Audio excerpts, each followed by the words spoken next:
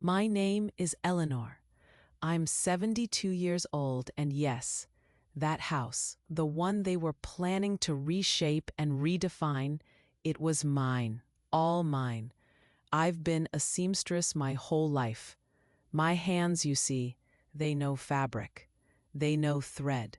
They know the rhythm of that old sewing machine, the one that still sits in what they now call my sewing room. That machine, it wasn't just a tool, it was my partner. Day and night it hummed, stitching together not just clothes, but a future. Michael, my son, he was raised to that sound. Every stitch, every late night, every penny earned, it all went into him. His education, his dreams, making sure he had everything I never did. This house isn't just a place. It's the very embodiment of those sacrifices.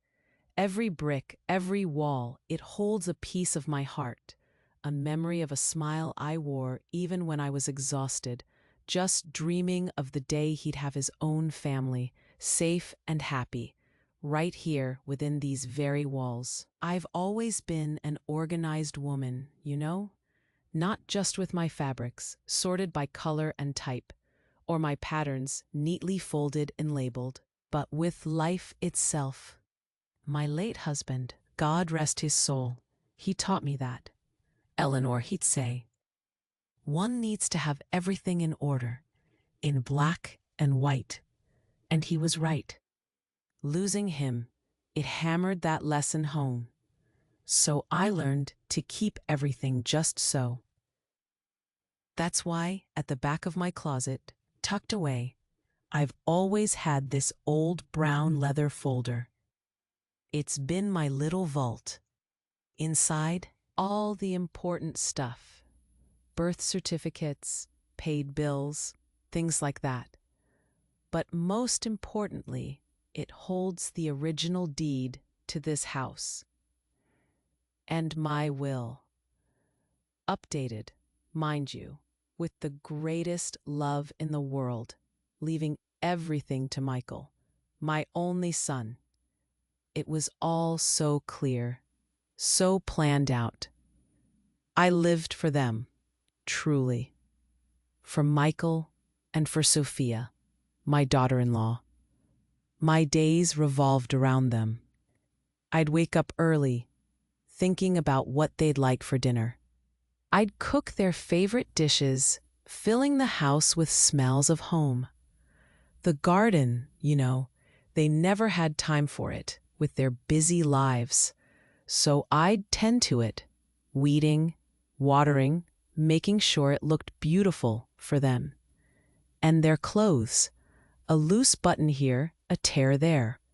I'd mend them always. It felt useful. It felt like my love, the deep, quiet kind, was showing itself in these small, everyday gestures. For me, happiness was simple. Seeing them well, at peace. Building their own future under this roof. The roof I had worked so hard to raise, to protect them. But I was so naive, wasn't I?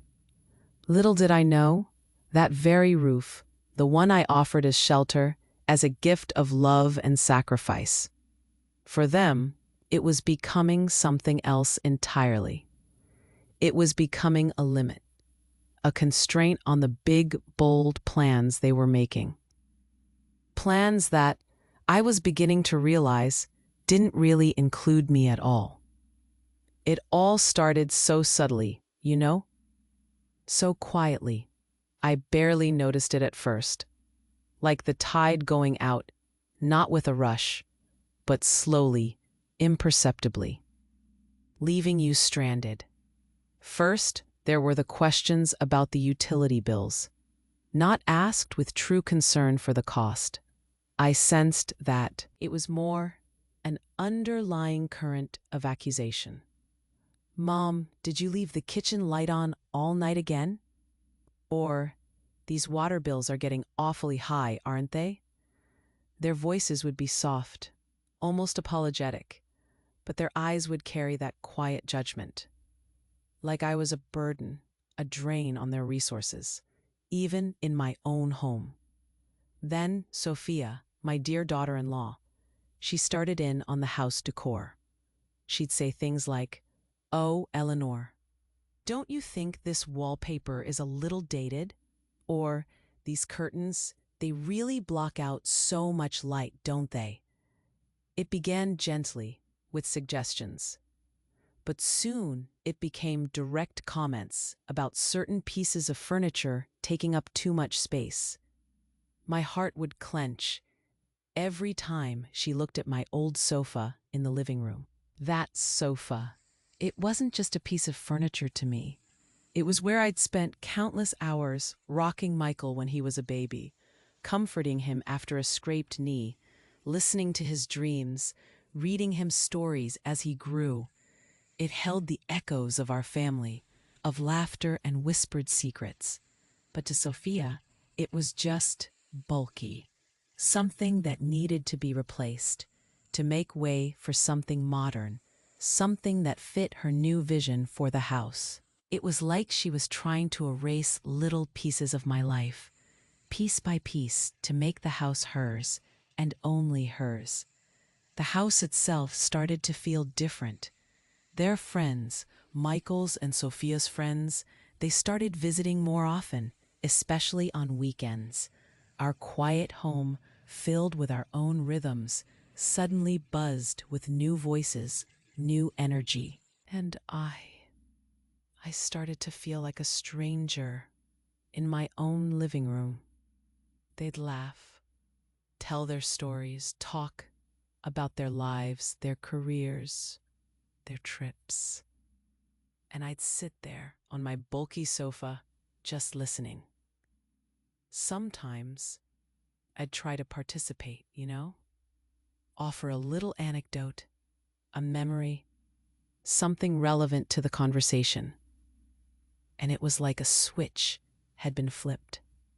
The chatter would just die down, or they'd suddenly change the subject seamlessly, turning back to each other, leaving me completely out of the loop, like I was invisible, or worse, an inconvenience. So I started to retreat to my sewing room.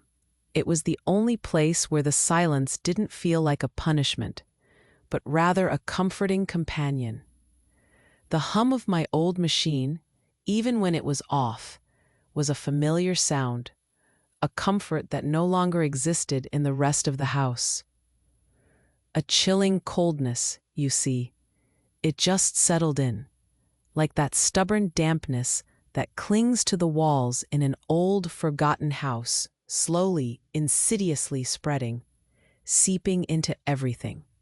Michael, my son, my only son, he stopped asking for my blessing before he left for work. He used to do that every morning. A quick kiss on my cheek, a quiet, "Bless me, Mom." Now, it was just a hurried bye from the hallway, his eyes never quite meeting mine. He'd rush out the door, as if he couldn't get away fast enough. And Sophia, my daughter-in-law, any question I asked her, about her day, about anything at all, would be met with these clipped monosyllabic answers. Fine. Okay. Busy. There was no warmth, no elaboration, no curiosity back. It was like talking to a polite brick wall, a wall that was slowly, steadily being built between us. I tried so hard to understand it, to justify it. Maybe it was just work stress, I told myself, constantly. Their lives were so busy, so demanding, I reasoned. They had so much on their plates. Maybe I was just being overly sensitive, an old woman with too much time on her hands, imagining things. I searched within myself, played back every conversation, every interaction. Was there something I did, something I said, without even realizing it, that pushed them away? I truly looked for a fault, a flaw in myself, something I might have done wrong, to deserve such growing distance, such a slow, quiet freezing out. The pain of not knowing, of feeling this isolation, it was almost unbearable. I just kept telling myself there had to be a reason, a fault of my own. But the harder I looked for a reason within myself, the more I felt a hollow ache. Because the truth, I was slowly learning, was much harsher than any self-blame I could concoct. It was simpler and far, far more painful. And I was about to discover it in the most brutal, undeniable way possible. A way that would leave no room for doubt, no space for justification. A way that would shatter my quiet illusions about the life I thought I had, the family I thought I was still part of. A way that would make it impossible to pretend anymore. But the truth was much harsher, and I was about to discover it in the most painful way possible. The day of the news about Sophia's mother, that was it.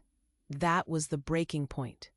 It hit me like a physical blow, right there in the middle of Sunday, with the lingering smell of my roast still in the air. "Mom," Michael said, his voice flat, his eyes fixed somewhere beyond my shoulder.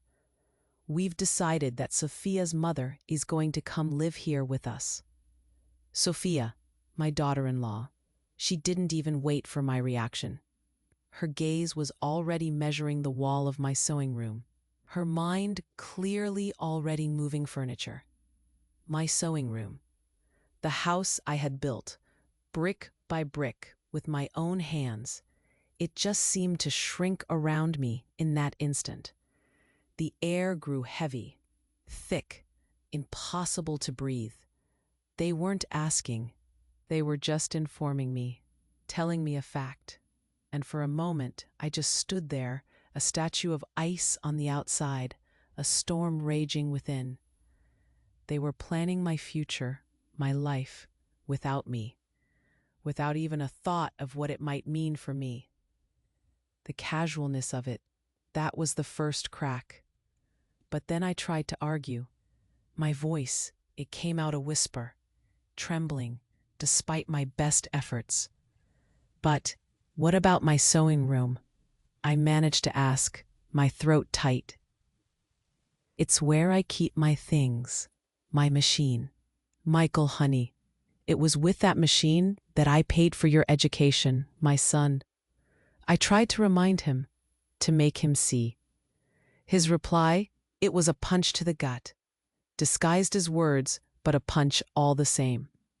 "Mom, please don't be selfish," he said, his tone impatient, a slight edge to his voice I rarely heard directed at me. "It's just one room. Sophia's mother needs a place to stay. Selfish. Me." The word hung in the air, heavier than the silence that followed. The humiliation was served right there, at my own dinner table. Sophia didn't even pretend to hide her excitement. She was already talking to her mother on the phone, right there in front of me, her voice bubbly, describing the room that would soon be free. My sewing room. And she laughed, a light, airy laugh, as she talked about the new curtains she would buy. They spoke about me as if I weren't present, as if my memories, my years of work, my entire life woven into those walls were just clutter. Things to be discarded to make way for the new. For her mother. For their plans. I got up then, without finishing my meal. I couldn't swallow another bite. I walked, slowly, deliberately, to my sewing room. It felt like walking through a fog, each step heavy. Once inside, I went to my old machine, the one that had been my constant companion through all these years, my quiet, confidant. I hugged it, my arms wrapped around its cold metal casing. In that moment, I was no longer Eleanor, the mother, the grandmother, the homeowner. I was just an obstacle, an old piece of furniture that needed to be pushed aside, to be moved, so as not to interfere with their new decor. The pain, it was so profound, so sharp, it felt physical, like a deep, internal ache that vibrated through every part of my body. It wasn't just my heart that hurt. It was my bones, my very being. And it was in that instant of absolute, undeniable pain that a chilling clarity washed over me. It was like a cold wave, clean and sharp, clearing away all the fog, all the excuses, all the hopes I had clung to. It showed me, with brutal honesty, exactly what I needed to do, what I truly had to do. I didn't scream. I didn't cry, not in front of them anyway. I just wiped away a single, stubborn tear that trickled down my cheek in the quiet darkness of my room. The pain they had inflicted, it was so immense, so sharp, that it actually numbed any immediate reaction. There was no surge of anger, no sudden outburst. Instead, what washed over me was this frightening calm, a lucidity, cold and clear, that allowed me to see the situation exactly as it was.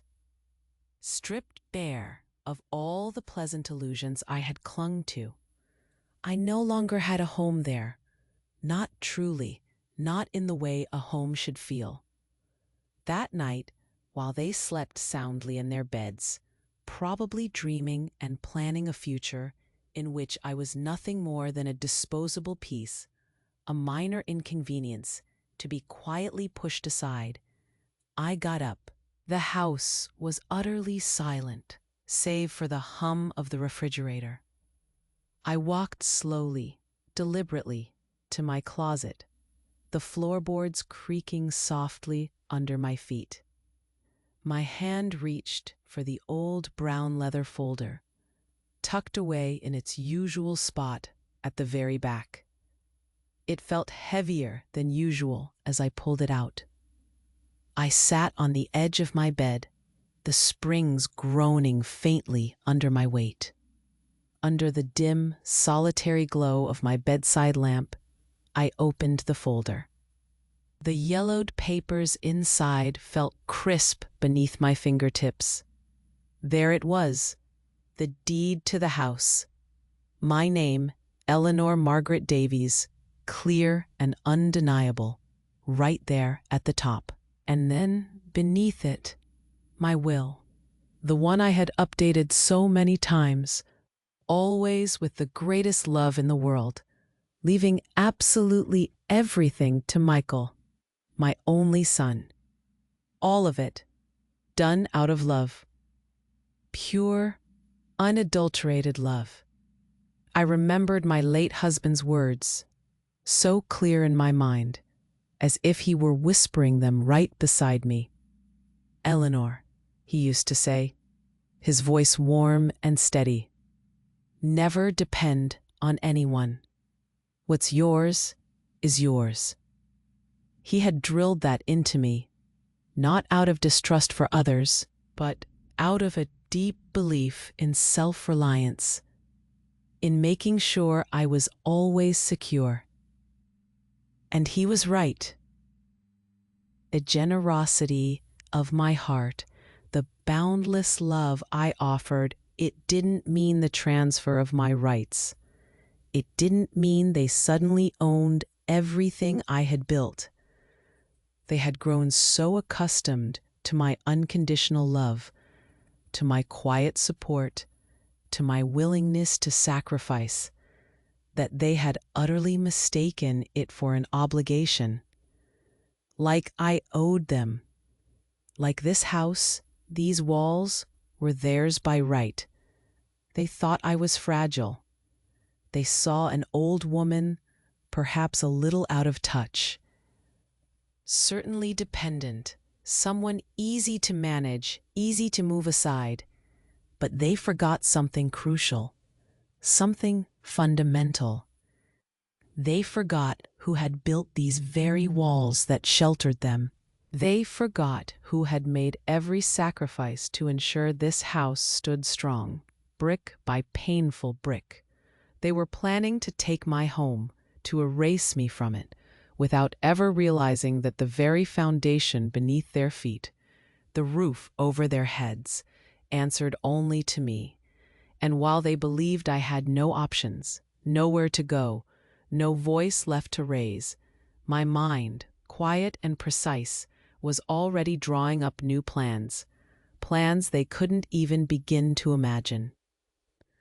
The following days, they weren't just days. They were a test, a slow, grinding test of endurance. I kept to myself mostly, moving with a quiet purpose, always under their gaze, under the subtle pressure that seemed to fill every room. Then, Sophia, my daughter-in-law, she brought her mother to the house. This was the woman who was going to take my sewing room, the room that was the very heartbeat of my life, my work, my memories. Sophia introduced her with a bright, almost triumphant smile. "This is my mother, Eleanor." And then, without waiting for me to say much, she gestured around the living room, as if presenting a prize. "And this is her, Sophia's mother." She walked through my house, my home, as if she already owned it.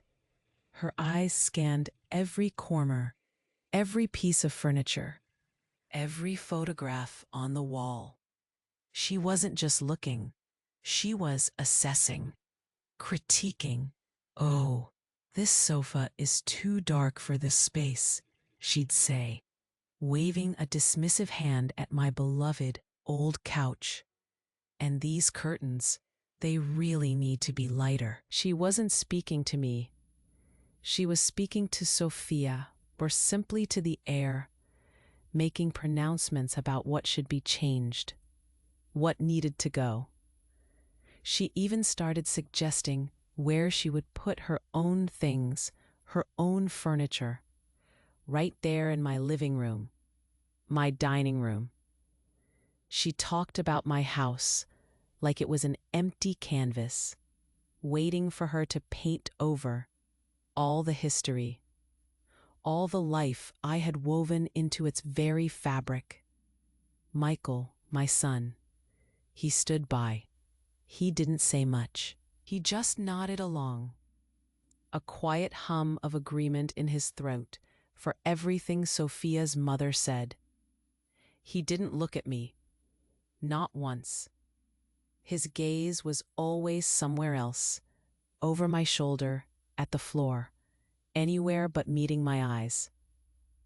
He just wanted to please his wife. I knew that. He didn't want any more arguments. He didn't want any more of my sad eyes. He just wanted it to be easy for them, and for me to disappear quietly. The pressure to empty my sewing room, it intensified. It wasn't spoken directly, not always, but it was there.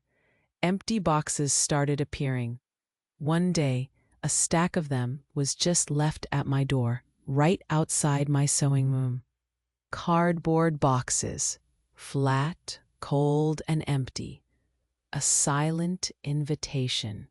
A cruel invitation, really, for me to pack up my life, my fabrics, my patterns, my machine, my memories.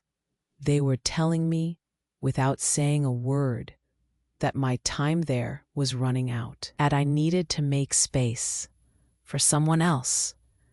They treated me with a strange, forced kindness then, like someone tending to a terminally ill patient, you know?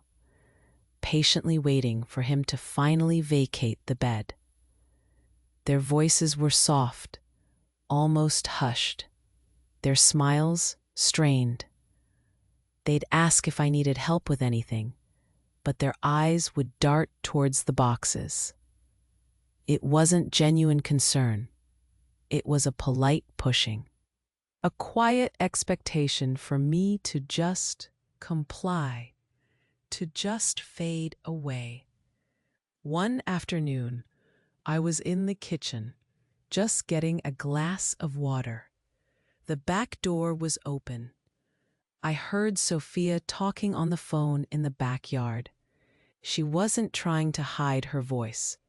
She was talking to a friend.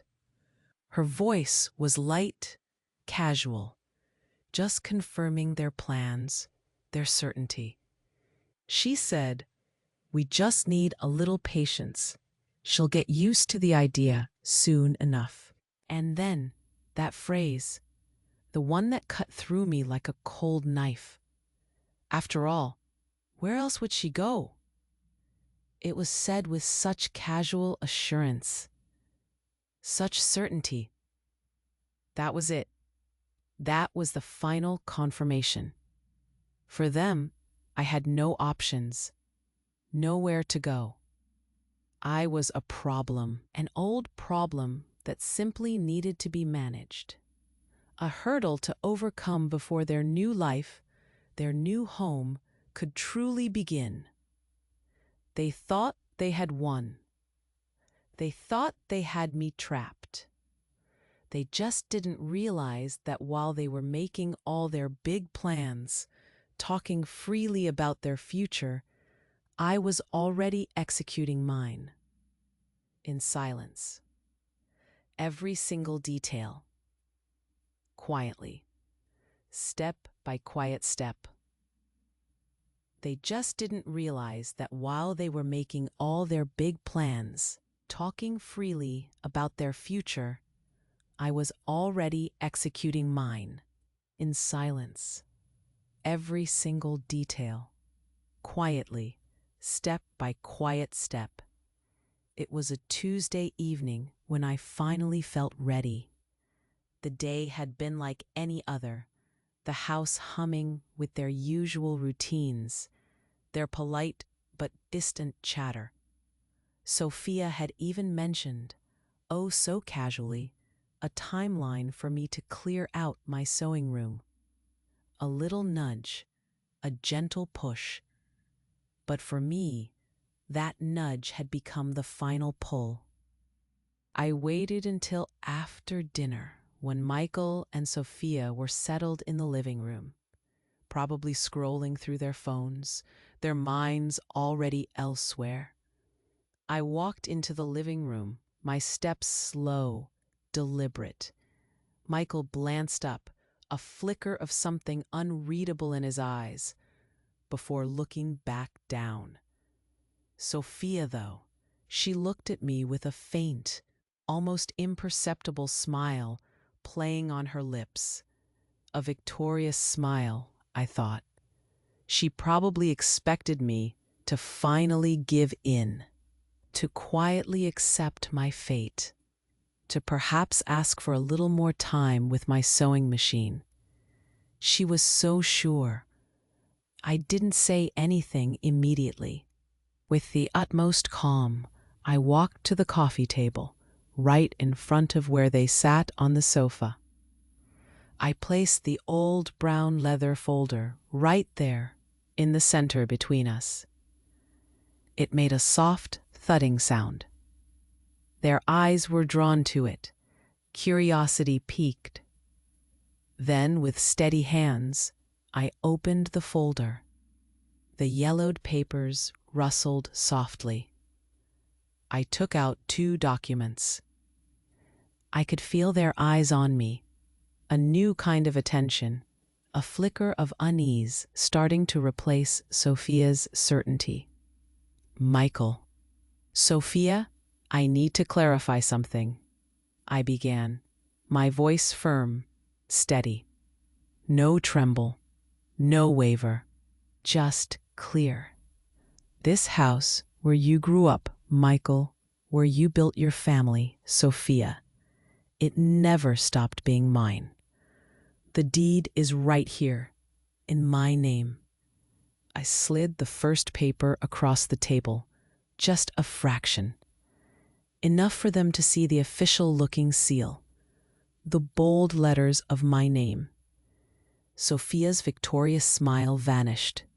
It just melted away, leaving her face utterly blank. Michael looked at me, his brow furrowed, confused, as if he literally didn't understand the words I had just spoken, as if the concept was alien to him, as if he had always believed this house, by some unspoken right, was already his. His confusion was almost childlike. "My plan was always to leave everything to you, my son," I continued, my gaze fixed on Michael, on the boy I had raised in these very rooms. "And it was formalized in this will." I pushed the second paper, another legal document, towards them. They both stared at the papers. And then I laid out the truth, the simple, unvarnished truth that would shatter their comfortable assumptions. But given everything that has happened, I understood that my future can no longer be here. I said it plainly, without accusation, just a statement of fact, of my truth. That's why, yesterday, I went to the registry office. My eyes met Sophia's. She looked like she couldn't breathe. I revoked the previous will. My gaze moved to Michael, who looked as though he had just been struck. And I sold the house. The silence that followed was deafening. It wasn't just the absence of sound. It was a heavy, suffocating weight, pressing down on all of us. I could almost hear the rush of blood in my own ears. The shock on their faces was palpable, visible, transforming them. Sophia's jaw hung slightly open, her eyes wide, unblinking. Michael, he looked like a child who had just been told his favorite toy was gone forever. Their faces drained of color. They truly hadn't seen it coming, not in their wildest dreams. They thought they had me. They thought I had nowhere to go, no power to wield. They thought I was a fragile old woman, waiting to be moved. I didn't scream. I didn't accuse them of their selfish words, their cruel indifference, their plans to erase me. I didn't remind them of the times they made me feel like an invisible guest. There was no triumph in my voice, no joy, just a deep, settled calm.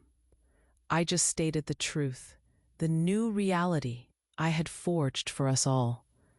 The new owners have granted you 30 days to vacate the property. I am truly sorry things came to this point. My voice was steady, but there was a quiet ache behind it.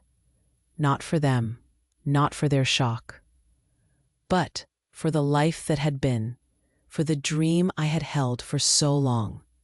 It wasn't revenge, not in my heart. It was survival, a deep primal need to breathe again, to claim back the air they had slowly stolen from my lungs.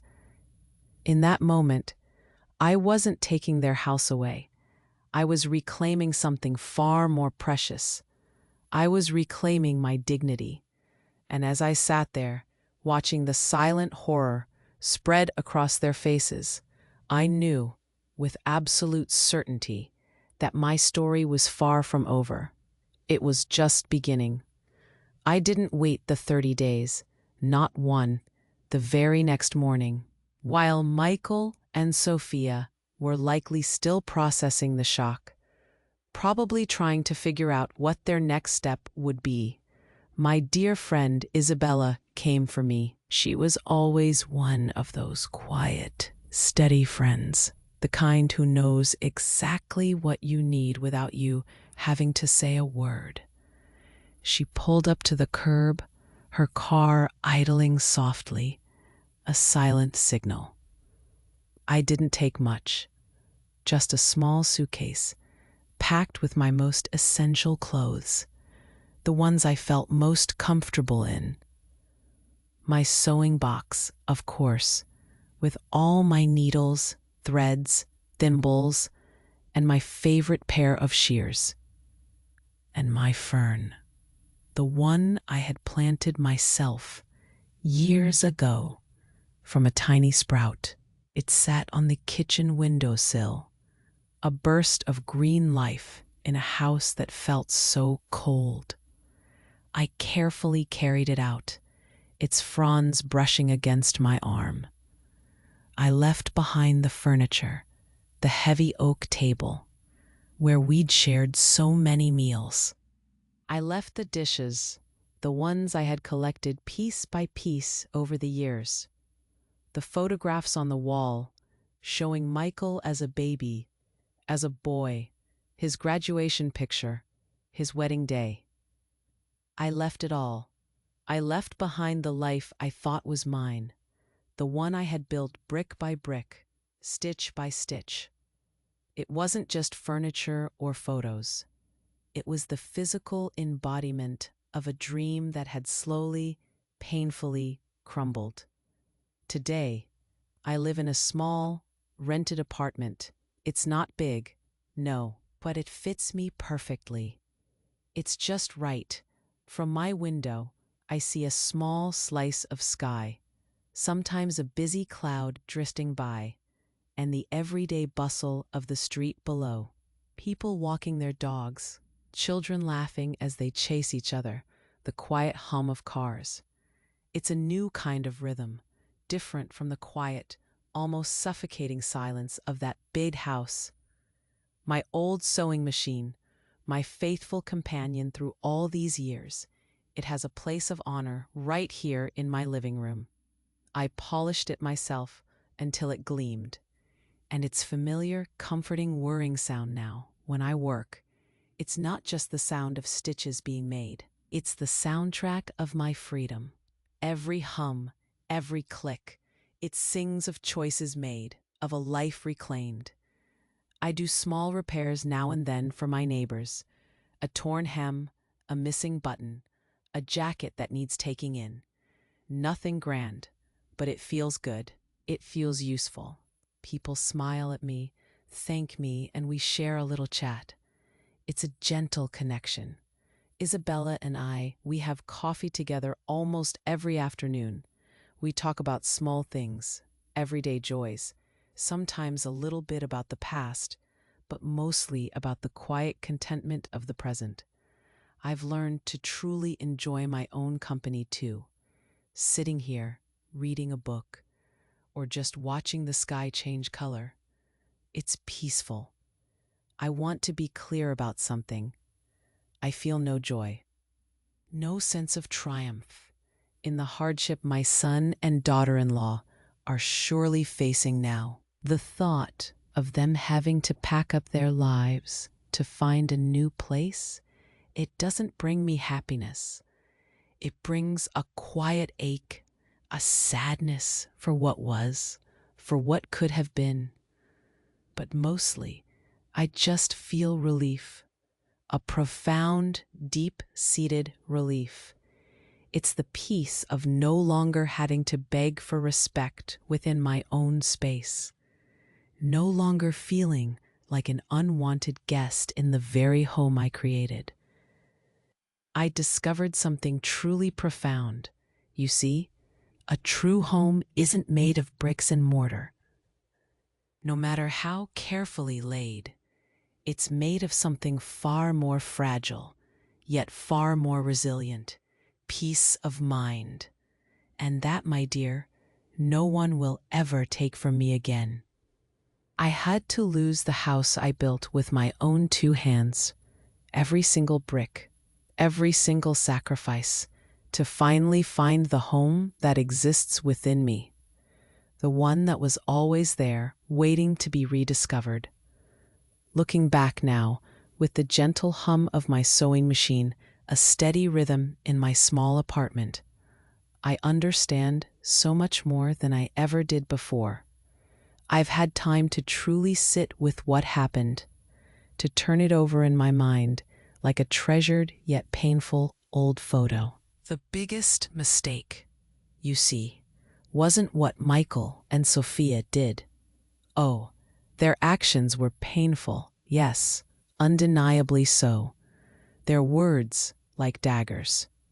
But the deepest, most profound mistake, the one that truly led to all that heartache, was the silence I kept for so long. I kept quiet. I endured. I smiled through the veiled criticisms about the house, about my dated things, about my very presence. I retreated to my sewing room when their friends came over, making myself invisible, hoping that if I just made myself small enough, if I didn't cause any trouble, if I didn't speak up, that somehow the love would still be there, that my place in their lives, in that house, would be secure. I thought that love, my love for them, was supposed to endure everything silently. That to be truly loving meant to be infinitely patient, endlessly understanding, even when it meant being overlooked, unappreciated, or worse, dismissed. We do that sometimes, don't we? Especially as we get older, perhaps. We nullify ourselves. We diminish ourselves, piece by piece, trying so hard to fit into other people's plans. Their versions of how life should be, their idea of what we should be. We stretch ourselves thin. We twist ourselves into shapes that aren't quite ours, just to make sure there's room for them. We give up little bits of ourselves, thinking it's a small price to pay for harmony, for keeping the peace, for staying connected to the ones we love. We give, and we give, quietly, without asking, without demanding, until one day you wake up and you realize there's no room left for yourself. Not in their plans, not in their house, sometimes not even in your own heart, because you've given it all away, quietly, silently.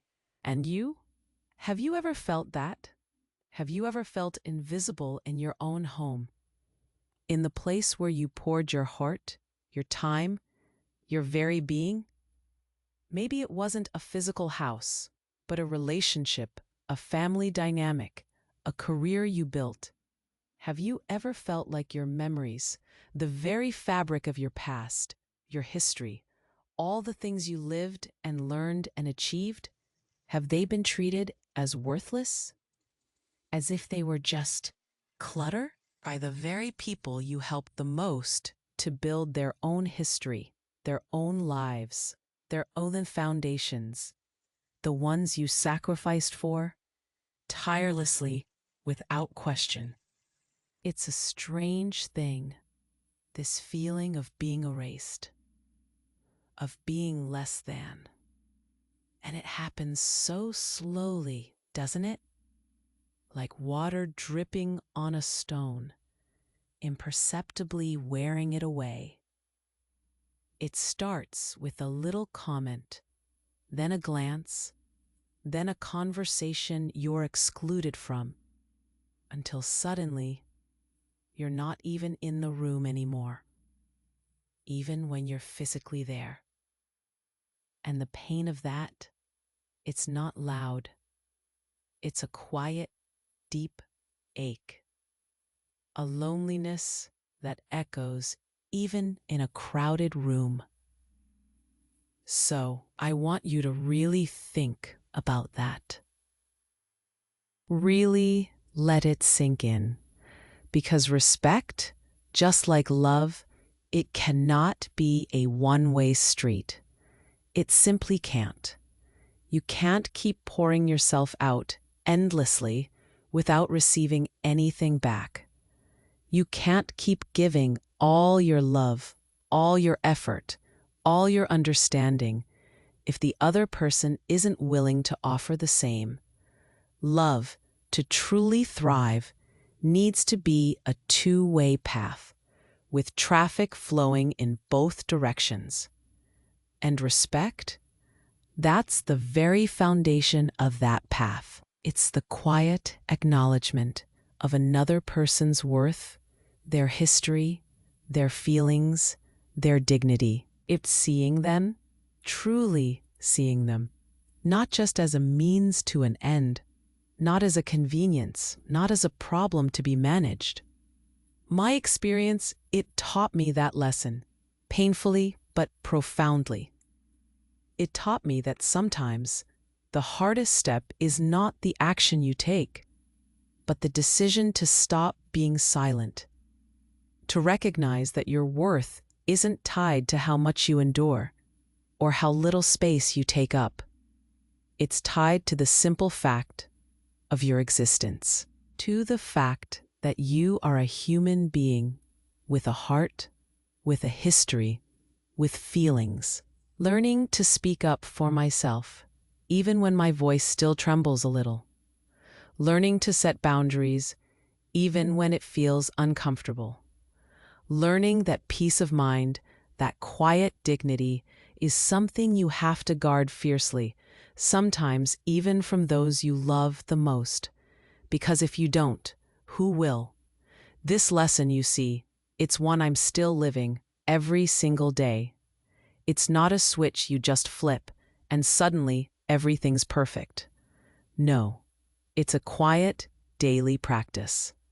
Learning to speak up for myself, even when my voice still trembles a little, just like it did that evening with Michael and Sophia. Learning to set those boundaries, even when it feels uncomfortable, or when you worry about what others might think. Learning that true peace of mind, that quiet dignity, is something you have to guard fiercely. Sometimes, yes, even from those you love the most, or those you thought loved you. Because if you don't, who will? My small apartment, the one I spoke about, it's more than just a place with four walls and a window. It's my sanctuary. When I wake up here, the first thing I notice is the light. It spills in, bright and clear, without any shadows of judgment or expectation. I can walk from my tiny kitchen to my living room, and every step feels like my own. There's no heavy silence, no unspoken accusation. Just the soft hum of the refrigerator, the distant sounds of the city waking up, and sometimes the gentle rustle of my fern. It's doing so well here, thriving in its new spot by the window. I talk to it sometimes, just quiet words, thanking it for being a reminder of resilience. My old sewing machine, my faithful partner, it sits in the corner of my living room, gleaming. It's not tucked away in a sewing room that might be taken from me. It's right here, a visible, beloved part of my home. And when I sit down to work, whether it's for a neighbor needing a quick repair, or just for myself, perhaps a new pillowcase, the sound it makes, that soft, rhythmic whirring, it's the sweetest melody I've ever heard. It's the soundtrack of my freedom. Every stitch now. It's not about paying a bill or making ends meet for someone else's dream. It's about creating, about mending, about finding joy in the simple act of using my hands. It's about me. I still have coffee with Isabella most afternoons. We sit by my window, sometimes just watching the street below, sometimes sharing stories, sometimes just enjoying the comfortable silence. She understands. She sees me, truly sees me, in a way that had been missing for so long. And that connection, that simple, honest friendship, it fills a space in my heart that I didn't even realize was empty. It's funny, isn't it? I thought I needed a big house, a big family around me to feel complete. But I've found completeness in simplicity, in knowing myself, in honoring my own space, both physical and emotional. There's no anger left inside me, truly. No bitterness. The pain, yes, it's still a part of my story, a scar that reminds me of lessons learned. But it doesn't sting anymore. It's just a memory, a quiet, distant ache that reminds me of how far I've come. I'm not waiting for an apology, not hoping for a reconciliation. My peace doesn't depend on them. It depends only on me. And that's the greatest gift I've given myself. The gift of walking forward, lighter, unburdened. I often think about you too, the people listening to my story. I wonder if you've recognized any part of yourselves in my journey. If you've ever felt that silent erosion of your own space, your own worth. If you've ever felt that quiet ache of invisibility, of being taken for granted.